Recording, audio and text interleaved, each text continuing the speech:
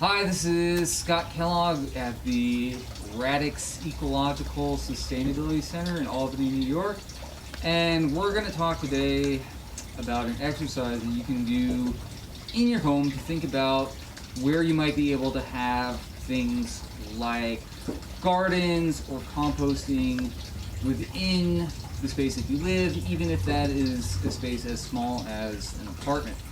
So the first thing that you're going to want to be thinking about is what's called your solar orientation, which is the direction that your home is facing relative to the sun.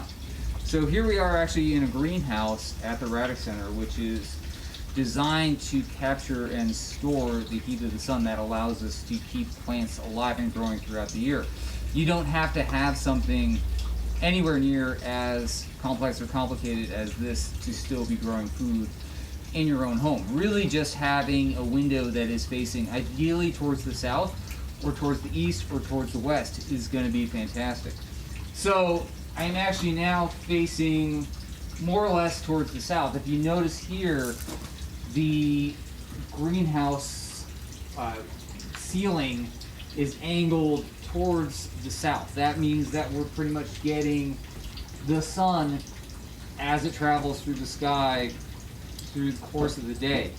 So even in the winter months, we're capturing quite a bit of light. So as an exercise in your own home, figure out what direction south is and see if you have any windows in your house that are facing that direction.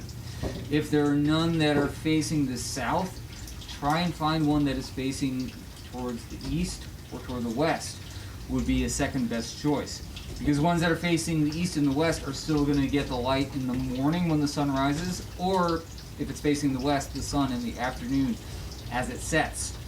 Windows facing the north side of your building are not going to be ideal for growing plants because here in the northern hemisphere of the earth, the sun is never really going to be in the northern part of the sky, so they're not going to get enough sunlight to directly support the production of vegetables like you see here. For instance, we have a bunch of tomato starts, small vegetables that are getting started that will soon transfer into the ground once we pass the frost date.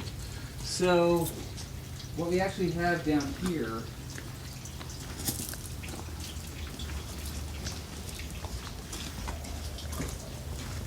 are some other things that you can do inside of a small space, which are called microgreens, which are basically little short rotation vegetables that are grown in a 1 foot by 2 foot tray. And this is a great thing that you can do in your own home.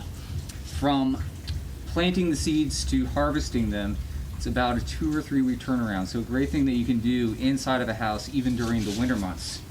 Now let's say that you live in a house that doesn't get any sunlight at all. What can be done in that kind of space? Here's an example of something. These are actually shiitake mushroom logs that can be grown in an indoor environment as well as a lot of other types of mushrooms. And the cool thing about mushrooms is, unlike vegetables, they don't need sunlight for photosynthesis. So you can grow them in sort of shady and wet environments, which we typically have a lot of in cities. So even if you live in an apartment that doesn't get any sun, there are still things you can do, like having mushroom logs, or for instance having something like a worm bin where you could be composting your food scraps, and that could be kept under a sink or on top of a refrigerator. So just for the purposes of our exercise today, again, be thinking about what direction you have windows facing and whether your home has the potential to be growing food, and then we can take it to the next step from there. Thank you.